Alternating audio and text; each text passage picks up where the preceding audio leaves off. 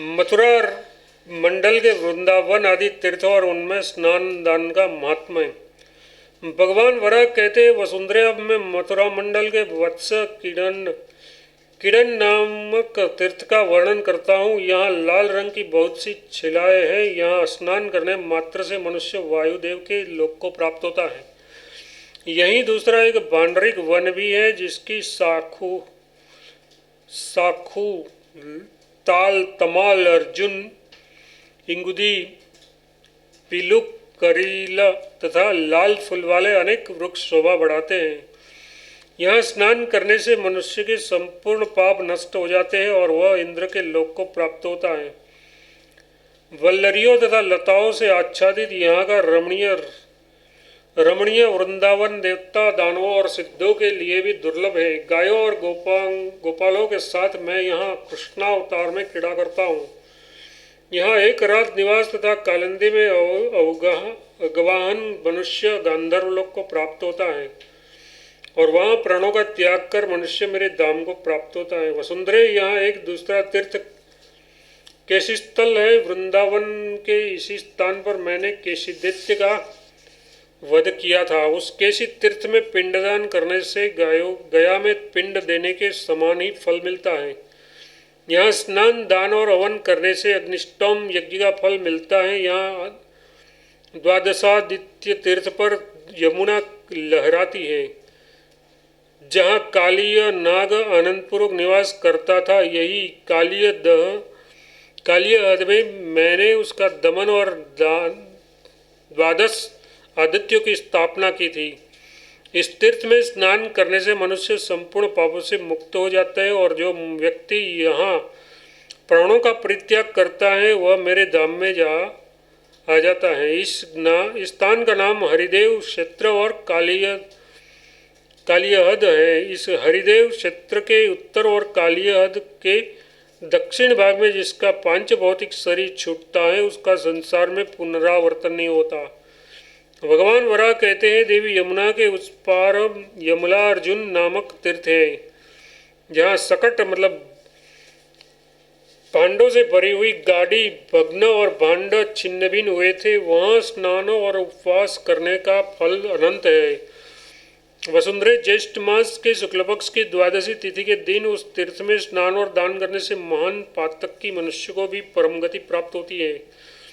इंद्रिय निग्रह मनुष्य यमुना के जल में स्नान करने पर पवित्र हो जाता है और सम्यक प्रकार से श्रीहरि की रचना करके वह परम गति प्राप्त कर सकता है। देवी, स्वर्ग में गए हुए पितृगण ये गाते हैं, हमारे कुल में उत्पन्न जो पुरुष मथुरा में निवास करके कालिंदी में स्नान करेगा और भगवान गोविंद की पूजा करेगा तथा ज्येष्ठ मास के शुक्ल पक्ष की द्वादशी तिथि के अवसर पर यमुना के किनारे पिंडदान करेगा, वह परम कल्याण का भाजन होगा। देवी, मथुरा तीर्थ मान है। अनेक नामों वाले बहुत से वन उनकी शोभा बढ़ाते हैं। वहाँ स्नान करने वाला मनुष्य भगवान रुद्र के लोक में प्रतिष्ठा पाता है। चैत्र मास के शुक्ल पक्ष की द्वादशी तिथि के पुण्य अवसर पर यहाँ आगवाहन करने वाला मानव मेरे लोक में निश्चय ही चला जाता है। यमुना के दूसरे पार में बांडहद नाम के विख्यात एक दुर्लभ तीर्थ है। विश्व के अलौकिक कार्यों को संपन्न करने वाले आदित्य गण यहाँ प्रतिदिन दृष्टिगोचर होते हैं। यहाँ जो मनुष्य स्नान करता है वह पुण्य पापों से मुक्त होकर सूर्यलोक को प्राप्त होता है। यही स्वच्छ जल से भरा सप्त सामुद्रिक नामक एक कूप है। वसुंधरे, यहाँ स्नान करने से मानव सभी लोकों में स्वच्छंदता के साथ विचरण कर सकता है। यही वीरस्थल नाम से प्रसिद्ध मेरा एक और परम गुह क्षेत्र है, जहाँ खिले हुए कमल जल की निरंतर शोभा बढ़ाते हैं। सुमध्य में जो मनुष्य एक रात यहाँ निवास करके स्नान करता है वह मेरे कृपा से वीरलोक में आदर पाता है। इसी मथुरा तीर्थ मंडल में गोपीश्वर नाम से विख्यात एक तीर्थ है, जहाँ हजारों गोपियाँ सुंदर रूप धारण करके भगवान श्री कृष्ण को आनंदित करने के लिए पधारी थी और मैंने श्री कृष्ण में अपने साथ रासलीला की थी। एवं बाल्यकाल में यमला अर्जुन नामक दो वृक्षों को भी तोड़ा था।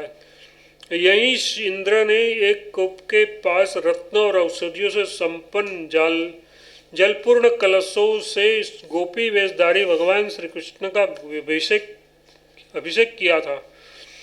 तभी से उस कूप का नाम सप्त सामुद्रिक कूप पड़ गया। जो पुरुष इस सप्त सामुद्रिक कूप पर जाकर पितरों के लिए श्राद्ध करता है वह अपने कुल की 77 पीढ़ियों को तार देता है। सोमवती अमावस्या के दिन जो यहाँ पिंडदान करता है उसके पितर करोड़ों वर्ष के लिए तृप्त हो जाते हैं। वसुंधरे, यहाँ वसुपत्र नाम से विख्यात एक तीर्थ है जो मेरा परम पवित्र एवं उत्तम स्थान है। मथुरा के दक्षिण भाग में फाल्गुनक और लगभग आधे योजन की दूरी पर पश्चिम की ओर धेनुकासुर का तालवन नाम का प्रसिद्ध स्थान है। विशालाक्षी, यहाँ संपिठक का कुंड नाम का भी मेरा एक श्रेष्ठ तीर्थ है जिसमें सदा पवित्र एवं स्वच्छ जल भरा रहता है। जो लोग एक रात यहाँ निवास करके स्नान करते हैं उन्हें अग्निष्टोम यज्ञ का फल मिलता है। इसमें कोई संशय नहीं। वसुंधरे, कृष्णावतार में मैंने बड़े पवित्र भाव से सूर्यदेव की आराधना की थी जिससे मुझे पीछे सांब जैसे रूपवान, गुणवान एवं ज्ञानी पुत्र की प्राप्ति हुई थी। यही आराधना के समय मुझे हाथ में कमल लिए हुए भगवान सूर्य के दर्शन हुए थे। देवी तब से भाद्रपद मास के कृष्ण पक्ष की सप्तमी तिथि को प्रखर तेज वाले सूर्य यहाँ सदा विराजते हैं। उस कुंड में जो मनुष्य सावधान होकर स्नान करता है उसे संसार में कोई भी वस्तु दुर्लभ नहीं है, क्योंकि सूर्य संपूर्ण संपत्तियों के दाता है। देवी, यदि रविवार को सप्तमी तिथि पड़ जाए तो उस शुभ समय में स्नान करने वाला पुरुष हो या स्त्री अथवा समग्र फल प्राप्त करता है। वह समग्र फल प्राप्त करता है। प्राचीन समय में राजा शांतनु ने भी इसी स्थान पर तपस्या कर भीष्म नामक परम प्रतापी पुत्र को प्राप्त किया था और जिसे लेकर वे तुरंत हस्तिनापुर के लिए प्रस्थान हो गए थे। अतः एवं वहाँ स्नान तथा दान करने से निश्चय ही मनोविलासित फल मिलता है। अध्याय 153, 156, 157 समाप्त।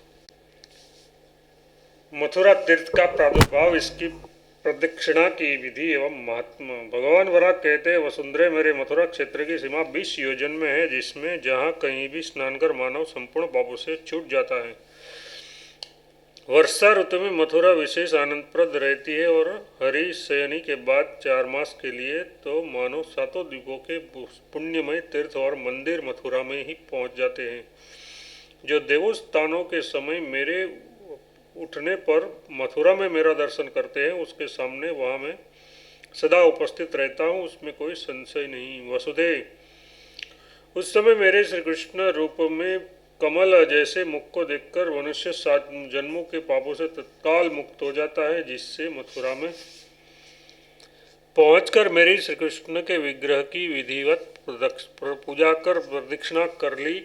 उसने मानो 7 द्वीपों वाली पृथ्वी की प्रदक्षिणा कर ली। धरणी ने पूछा, भगवान, प्रायः सभी तीर्थ क्षेत्र पशु, भूत, पिशाच और विनायक इन उपद्रव करने वाले प्राणियों से बाधित होते रहते हैं, फिर ये मथुरापुरी किस देवता के द्वारा सुरक्षित रहकर अनंत फल प्रदान करने में समर्थ हैं?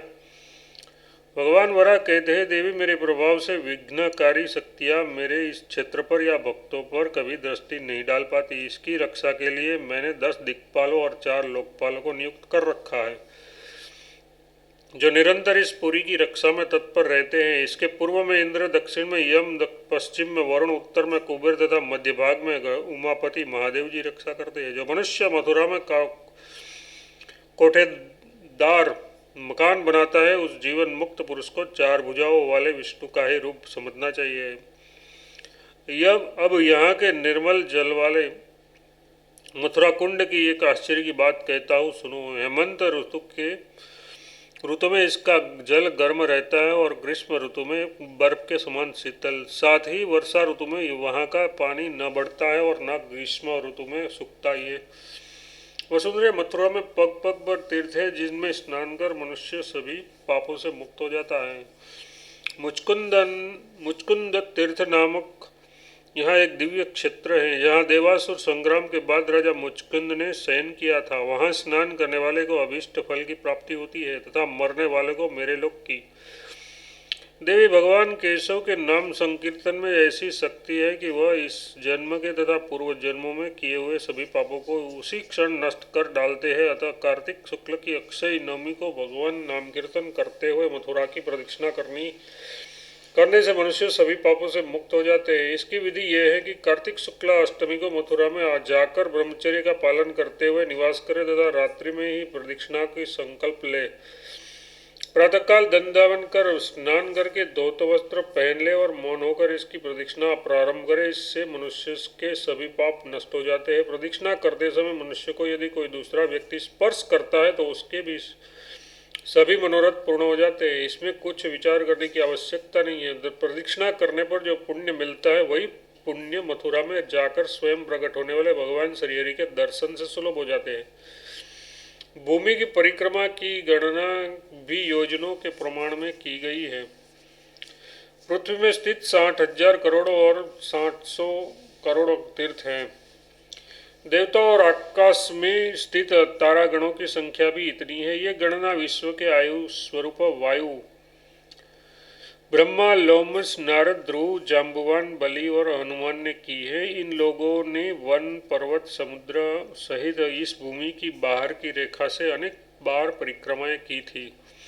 सुग्रीव, पांचों पांडव और मार्कंडेय प्रभृति कुछ योग सिद्ध लोगों ने पृथ्वी के भीतर भ्रमण कर भी तीर्थों की गणना की, पर अन्य जो थोड़े ओज बल अथवा बुद्धि वाले हैं वे मन से भी इन सबों की परिभ्रमण में असमर्थ हैं। प्रत्यक्ष गमन की तो बात ही क्या, किंतु इन सातों द्वीपों और तीर्थों में घूमने से जो फल होता है उससे भी अधिक फल मथुरा की परिक्रमा में मिल जाता है। जो मथुरा की प्रदक्षिणा करता है वह मानो 7 द्वीपों वाली पृथ्वी की प्रदक्षिणा कर लेता है। सभी मनोरथ को चाहने वाले मनुष्य को इस सब प्रकार के प्रयत्न कर मथुरा जाकर इसकी विधिपूर्वक प्रदक्षिणा करनी चाहिए। एक बार सप्तर्षियों ने पूछने पर ब्रह्मा जी ने कहा था, समस्त वेदों के अध्ययन, सभी तीर्थों के स्नान, अनेक प्रकार के दान और यज्ञ आदि एवं कुआं, तालाब, धर्मशाला बनवाने से जो पुण्य होता है और उसका जो फल मिलता है उससे 100 गुना अधिक फल मथुरा की परिक्रमा से प्राप्त होता है।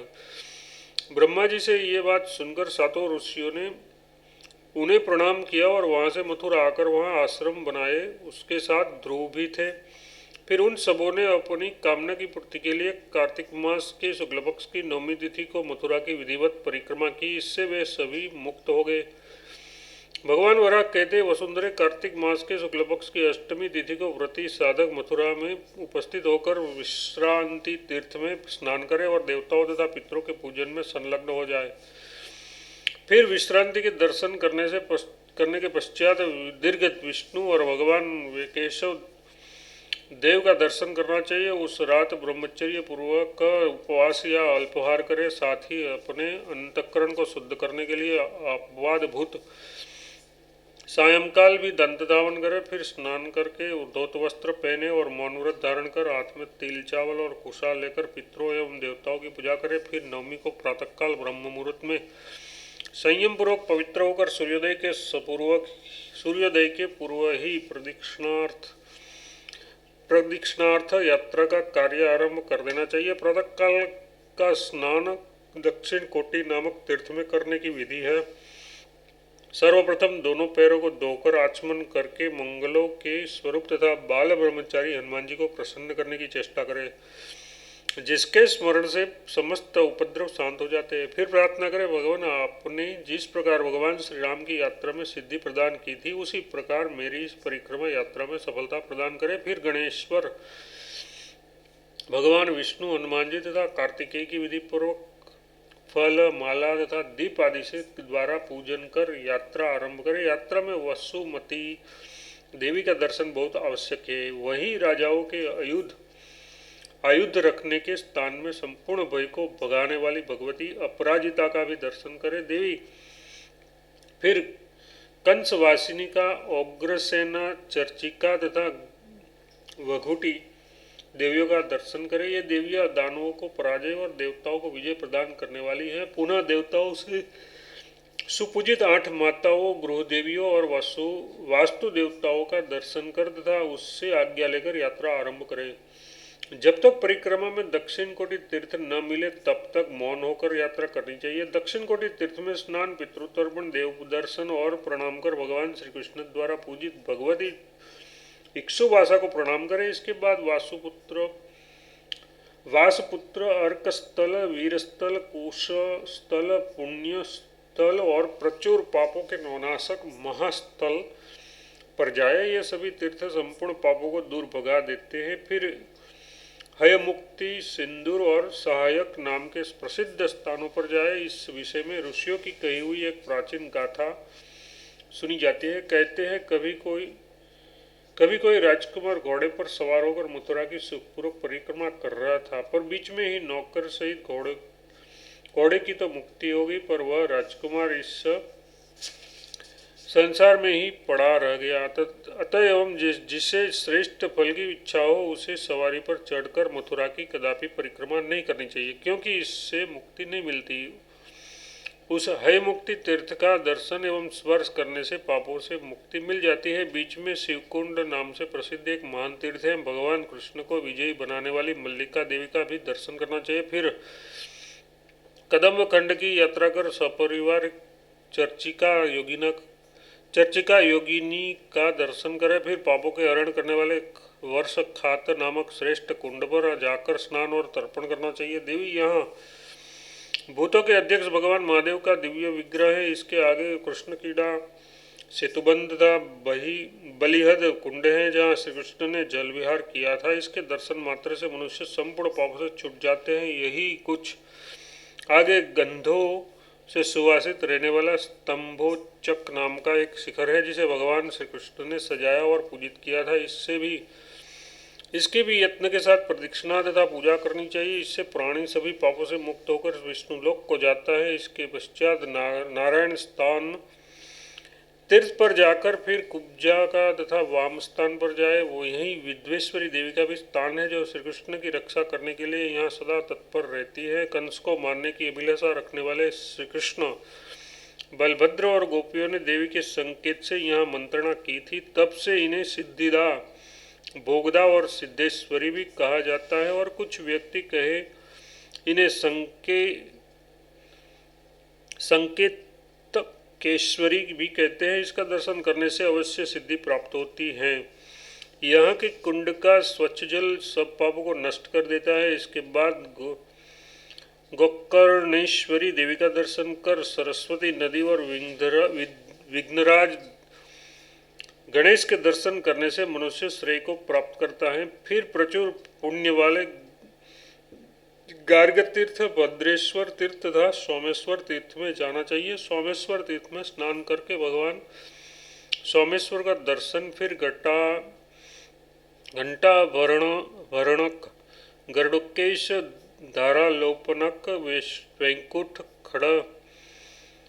खड़वेलक, मंदाकिनी, संयमन, असिकुंड, गोपीतीर्थ, मुक्तिकेश्वर, वैलक्ष, गरुड़ और महापातक नाशक तीर्थों में भी जाना चाहिए। तत्पश्चात भगवान शिव से यूँ प्रार्थना करें, देवेश आप मुक्ति देने वाले प्रधान देवता हैं। सप्तर्षियों ने भी पृथ्वी की परिक्रमा के समय आपकी स्तुति की थी। इस प्रकार मैं भी आपसे प्रार्थना करता हूँ, आपकी आज्ञा से मथुरा की प्रदक्षिणा में मुझे सफलता प्राप्त हो जाए। इस भांति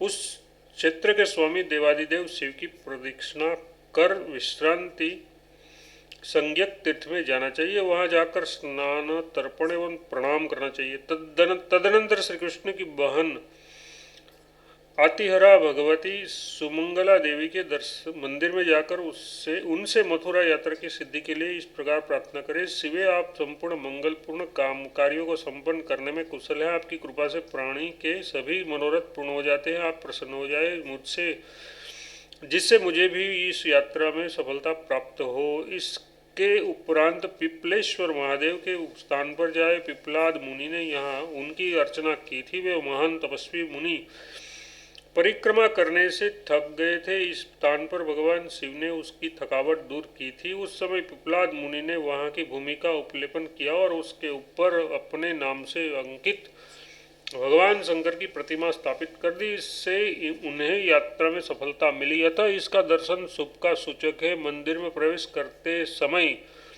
दक्षिण भाग का सुशब्द कार्य की अनुकूलता सूचित करता है। स्वयं श्री कृष्ण को कंसवध की सफलता के लिए प्रार्थना करने पर इस देवी का शुभ सूचक उत्तम दर्शन पहले और अंत में भी प्राप्त हुआ था। अतः इनका दर्शन करने से मनुष्य के सभी अभिष्ट कार्य पूर्ण होते हैं। उस समय कंस के बड़े बड़े पहलवानों को मारने के विचार से श्री कृष्ण ने वज्र के समान मुख वाले भगवान सूर्य का भी ध्यान किया था। जब वे सभी मल्ल काल के ग्रास बन गए तब उन्होंने वहीं उस व्रजानन सूर्य की स्थापना कर दी। तब से मथुरा में निवास करने वाले व्यक्ति ने इस वरदाता सूर्य को अपने कुल का प्रधान देवता मान लिया है। अतः सूर्य तीर्थ पर उसका दर्शन करके प्रदक्षिणा की यात्रा समाप्त करनी चाहिए। मथुरा की प्रदक्षिणा के समय मनुष्य के जितने पैर पृथ्वी पर पड़ते हैं उसके कुल के उतने व्यक्ति सनातन सूर्यलोक में स्थान पाते हैं। मथुरा की परिक्रमा पूर्ण करके आने वाले मनुष्य को जो कोई भी देख लेता है तो वह भी पापों से छूट जाता है, और जो परिक्रमा की बात सुनते हैं वे भी अपराधों से मुक्त होकर परम पद प्राप्त कर लेते हैं। अध्याय 158 to 160 फिनिश। देववन और चक्रतीर्थ का प्रभाव। भगवान वराह कहते हैं, वसुंधरा अधर्मी एवं दुष्टात्मा मनुष्य भी मथुरा के सेवन से तथा वहाँ के वनों के दर्शन तथा अथवा उस पुरी की परिक्रमा से नरक क्लेश से मुक्त हो जाते हैं और स्वर्ग भोग के अधिकारी हो जाते हैं। देवी इस मथुरा मंडल में 12 वन हैं, जिनके नाम क्रमशः इस प्रकार है: मधुवन, तालवन, कुंदवन, काल्यवन, काम्यवन, बहुवन, भद्रवन, खदीरवन, महावन, लोहवन, बिल्ववन, भांडरिक वन और वृंदावन। ये सभी परम श्रेष्ठ और मुझे अत्यंत प्रिय है। लोहवन के प्रभाव से प्राणी के समस्त पाप दूर हो जाते हैं, और तथा बिल्ववन तो देवताओं से भी प्रशंसित हैं।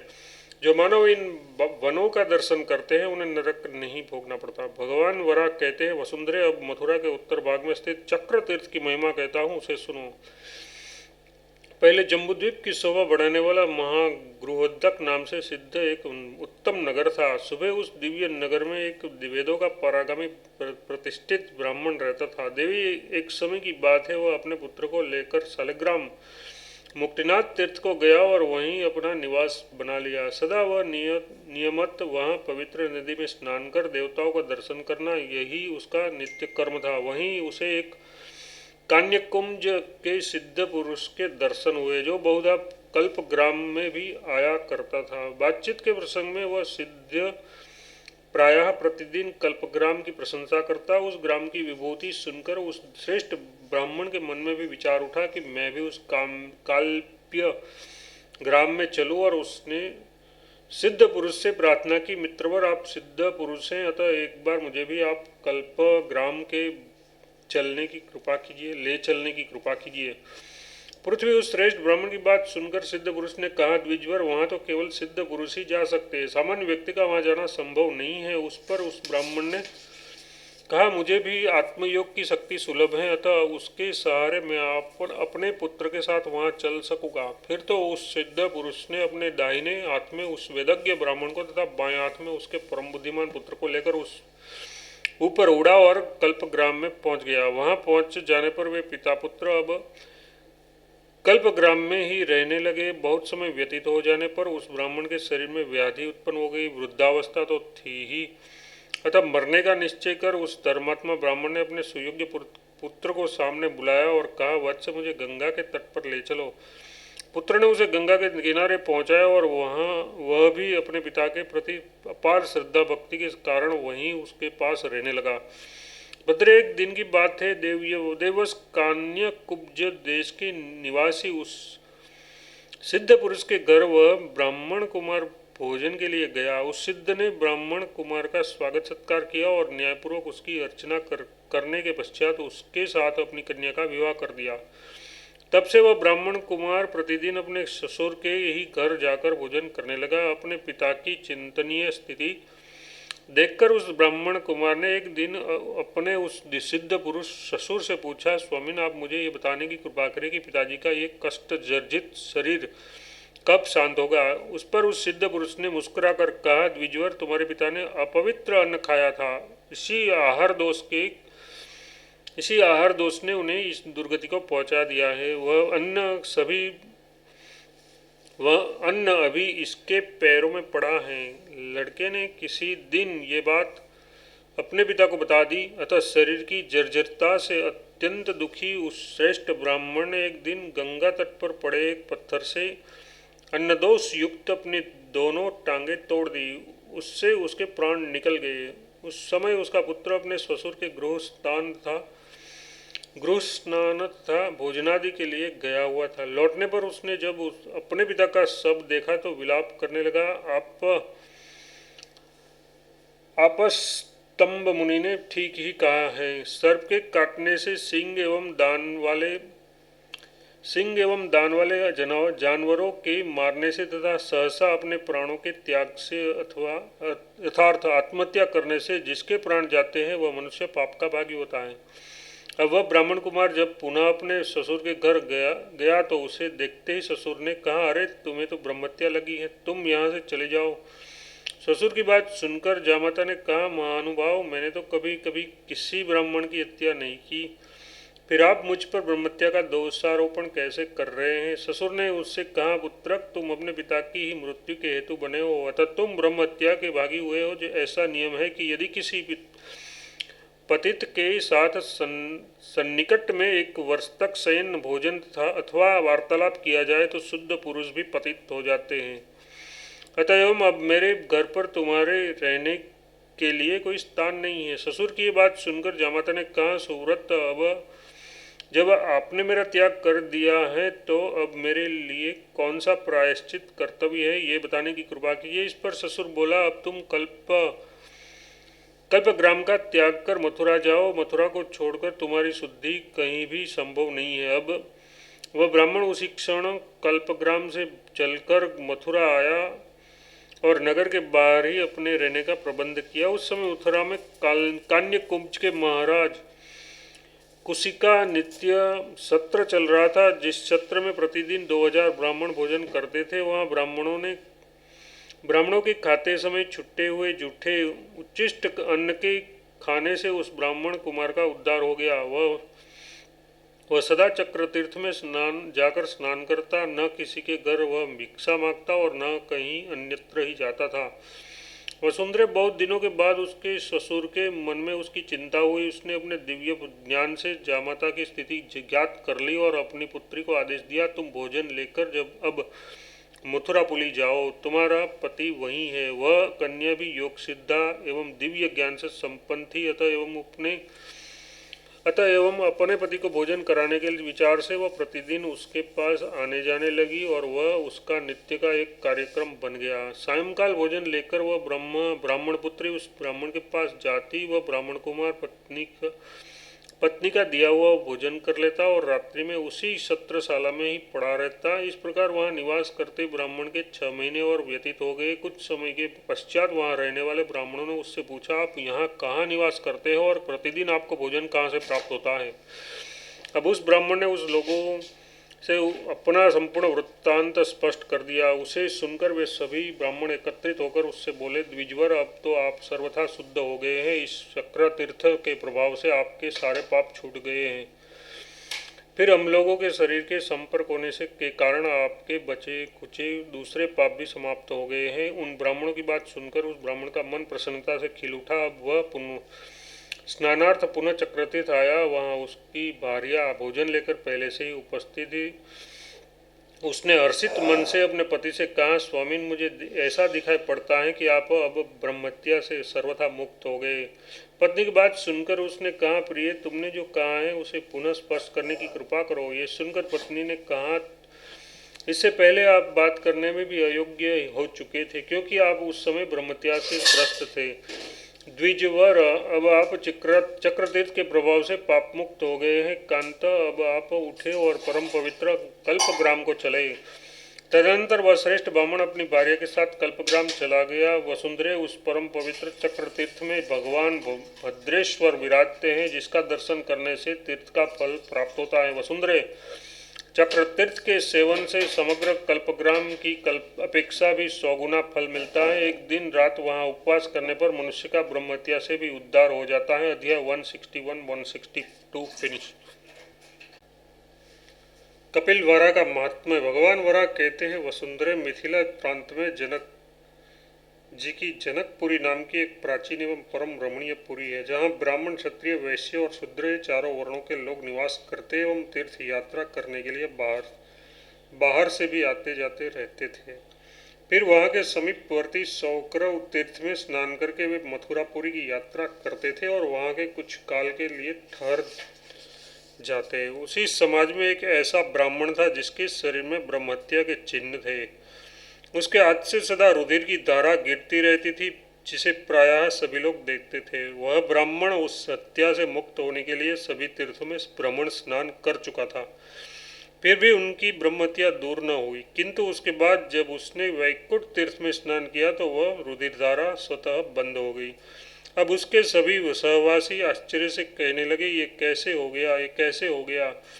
उसी समय ब्राह्मण का रूप धारण कर एक दिव्य पुरुष वहां आया और उसने उन सभी उपस्थित लोगों से पूछा, यहाँ से ब्रह्महत्या इस ब्राह्मण को छोड़कर कैसे चली गई। इन पर उन लोगों ने उसे उस ब्राह्मण के ब्रह्महत्या से छुटने के सारे प्रयत्नों और अंत में वैकुंठ तीर्थ में स्नान द्वारा हत्या मुक्ति बात बता दी। अतः इस तीर्थ की महिमा में किंचित भी संदेह नहीं करना चाहिए। सूर्य जी कहते हैं, ऋषियों सभी के बाद इसके बाद भगवान वरा ने पुनः पृथ्वी से कहा, देवी, यहाँ अमित पुण्य प्रदान करने वाला असित कुंड नामक एक दूसरा क्षेत्र है। अब मैं उसे बताता हूँ। उस क्षेत्र में एक अन्य कुंड भी है जिसे गंधर्व कुंड कहते हैं। वह सभी तीर्थों में प्रमुख है। वहाँ अवगाहन करने वाला गंधर्वों के साथ आनंद भोगता है और जो उस स्थान पर प्राणों का त्याग करता है वह मेरे लोक में चला जाता है। देवी, मथुरा मंडल की सीमा 20 योजन में है और सभी को मुक्ति देने में परम समर्थ उस पुरी की आकृति कमल के समान है। उसकी कर्णिका के मध्य भाग में कलेशों के नाशक भगवान केशव विराजते हैं। इस स्थान पर जिनके प्राण प्रस्थान करते हैं वे मुक्ति के भागी होते हैं। यही क्यों मथुरा के भीतर कहीं भी जिनकी मृत्यु होती है वे सभी मुक्त हो जाते हैं। इस तीर्थ के पश्चिम भाग में गोवर्धन पर्वत है, जहाँ भगवान श्री कृष्ण निवास करते हैं। वहाँ उन देवेश्वर के दर्शन प्राप्त कर लेने पर मन में संताप नहीं रह जाता। पृथ्वी पूर्व काल में मानधाता नाम के एक राजा थे। उनकी भक्तिपूर्वक स्तुति से प्रसन्न होकर मैंने उन्हें यह प्रतिमा सौंपी थी। राजा मानधाता के मन में मुक्ति पाने की अभिलाषा थी, अतः वे नित्य इस प्रतिमा की अर्चना करने लगे। जिस समय मथुरा में लवणासुर का वध हुआ था उसी समय वह प्रतिमा इस तीर्थ में स्थापित की गई थी। यह विग्रह परम दिव्य पुण्य स्वरूप एवं तेज से संपन्न है। इसके मथुरा आने की कथा विचित्र है। कपिल नाम के मुनि ने अपार श्रद्धा और मनोयोग पूर्वक मेरी इस वाराही प्रतिमा का निर्माण किया था। ये विप्रवर कपिल प्रतिदिन इस प्रतिमा का ध्यान एवं पूजन करते थे। देवी, फिर इंद्र ने उन मुनि वर कपिल से इसके लिए प्रार्थना की। तब कपिल ने प्रसन्न होकर वह ये दिव्य रूप वाली प्रतिमा उन्हें दे दी। जब इंद्र को ये प्रतिमा प्राप्त हुई तो उसके हृदय में हर्ष भर गया और नित्य प्रति भक्ति के साथ मेरा पूजन करने लगे। इसके फलस्वरूप शक्र को सर्वोत्कृष्ट दिव्य ज्ञान प्राप्त हो गया। इंद्र ने मेरी इस कपिल वरा नामक प्रतिमा की बहुत वर्षों तक पूजा की। इसके बाद रावण नामक दुर्दांत राक्षस हुआ। वह महान पराक्रमी निशाचर इंद्र के लोक में गया और स्वर्ग को जीतने की चेष्टा करने लगा और देवराज के साथ युद्ध करने लगा। उसने देवताओं को परास्त कर दिया। परम पराक्रमी इंद्र भी उससे हार गए और उन्हें बंदी बनाकर रावण उसके भवन में घुस गया। जब वह राक्षस रत्नों से सुशोभित इंद्र भवन में गया तो उसे इन भगवान कपिल वरा के दर्शन हुए। देखते ही उसने अपना मस्तक जमीन पर टेक दिया और दीर्घकाल तक इन श्रीहरि की स्तुति की। इस पर भगवान विष्णु सौम्य रूप धारण कर पुष्पक विमान पर आरूढ़ होकर उन राक्षस के पास आए। साथ ही उस विग्रह में उसका प्रवेश हो गया। रावण ने प्रतिमा उठानी चाहिए किंतु वह उठा न सका। अब उसके आश्चर्य की सीमा न रही। उसने कहा, भगवान, बहुत पहले की बात है, मैंने शंकर सहित कैलाश पर्वत को भी अपने हाथों से उठा लिया था। आपकी आकृति तो बहुत ही छोटी है, फिर भी उठाने में मेरी शक्ति कुंठित हो गई है। देवेश्वर आपको नमस्कार है, मुझ पर प्रसन्न होने की कृपा करें। प्रभु, मेरी हार्दिक इच्छा है कि मैं आपको अपनी सर्वोत्तम पुरी लंका में ले चलूं। भगवान वराह कहते, वसुंधरे, उस समय मैंने कपिलवरा के रूप में रावण से यह कहा था, राक्षस, तुम अवैष्णव व्यक्ति हो, तुम्हें ऐसी भक्ति कहाँ से प्राप्त हो गई। तब मुझ कपिलवरा की बात सुनकर रावण ने कहा, महात्मन, आपके पवित्र दर्शन से ही मुझे ऐसी अनन्य भक्ति सुलभ हो गई है। देवेश्वर, आपको मेरा बार बार प्रणाम है। आप कृपया मेरी पुरी में पधारिए। पृथ्वी, तब मेरी ये प्रतिमा हल्की हो गई और रावण तीनों लोकों में विख्यात मेरी उस कपिलवारा की प्रतिमा को पुष्कर विमान पर चढ़कर लंका ले आया और वहां उसे प्रतिष्ठित कर दी। तदनंतर जब भगवान राम ने राक्षस राज रावण को मारकर लंका के राज सिंहासन पर विभीषण का अभिषेक किया तो विभीषण ने श्री राम से प्रार्थना की, प्रभु, ये सारा राज्य आपका है, आप इसे स्वीकार करें। श्री राम ने कहा, राक्षस राज विभीषण, ये सब कुछ तुम्हारा है, इससे मेरा कोई प्रयोजन नहीं है, पर राक्षसेश्वर इंद्र के लोक में रावण द्वारा जो कपिलवरा की प्रतिमा यहाँ लाई गई है, प्रतिदिन पूजा करना चाहता हूँ। दानवेश्वर, मैं उन्हें अयोध्या ले जाऊंगा। तब विभीषण ने उस दिव्य प्रतिमा को श्री राम को सादर समर्पण कर दिया। श्री राम ने उसे पुष्पक विमान पर रखकर अपनी नगरी अयोध्या के लिए प्रस्थान किया और अयोध्या पहुंचकर उसकी स्थापना की और प्रतिदिन पूजा करने का नियम बना लिया। इस प्रकार 10 वर्ष व्यतीत हो जाने पर श्री राम ने लवणासुर का वध करने के लिए शत्रुघ्न को आज्ञा दी। उस समय वह राक्षस मथुरा में रहता था। शत्रुघ्न ने महात्मा श्री राम को प्रणाम किया और अपनी चतुरंगनी सेना लेकर मथुरा के लिए चल पड़े। लवणासुर का रूप बड़ा भयंकर था, सभी राक्षस उसे अपना नायक मानते थे, फिर भी शत्रुघ्न ने उसका वध कर डाला। तत्पश्चात शत्रुघ्न मथुरा नगरी के भीतर गए और वहां उन्होंने अत्यंत तेजस्वी 26,000 वेद के पारगामी ब्राह्मणों को बसाया। जहां एक भी निवासी वेद नहीं जानता था, वहां चारों वेदों के ज्ञाता पुरुष निवास करने लगे। अब वह स्थान ऐसा पवित्र बन गया, जहां एक भी ब्राह्मण को भोजन कराया जाए तो करोड़ ब्राह्मणों के भोजन करने के समान फल होने लगा।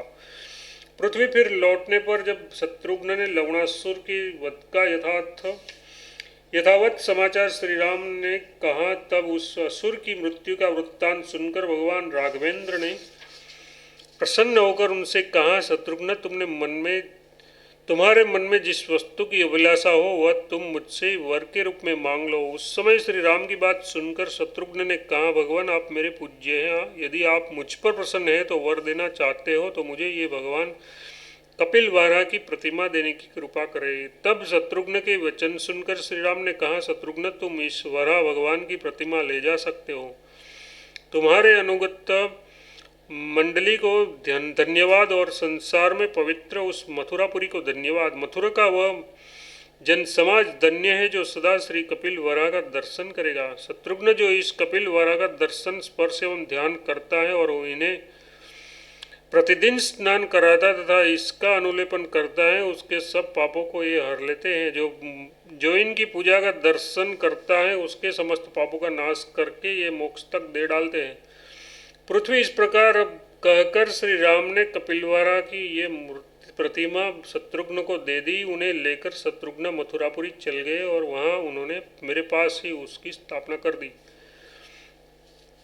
मध्यभाग में स्थापित करके उनकी विधिवत पूजा की। गया में तथा ज्येष्ठ मास में पुष्कर क्षेत्र में पिंडदान करने से एवं सेतुबंध रामेश्वर के दर्शन करने से मनुष्य जो फल पाता है वह इसका दर्शन करने से पा जाता है।